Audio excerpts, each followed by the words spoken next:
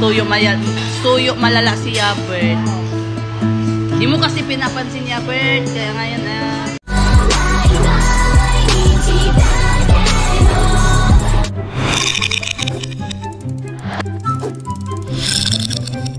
ayun guys, dito kami na naman kumakain. Opo, okay na. Thank you. Ayan. Pero ang tawag dito si Chloe guys. May LQ yata sila ni Yabert. Hindi niya kasi pinansin. Yabert kasi.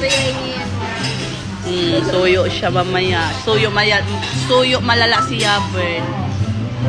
Di mo kasi pinapansin Yabert, kaya ngayon sige daw. Hay ka nga, sige daw, kung patsinin ka. Hindi ka pa nag-hi. Kaya mo yan lunukin lahat, Yabert. Sige nga, isang subo, isang lunok. Ayun, si Yabert kasi. Ayun guys, andyan sila, tapos silang kumain. Dito kami guys, karinderya. O Yabert, busog ka na ba daw? Sabi ni Chloe. Kenan, busog ka na ba daw? Sabi ni Tete. Itong dalawa, ayan, iinom na naman. Sabi busog lang guys, wala sa may nagtanong. Ayan guys. Wow.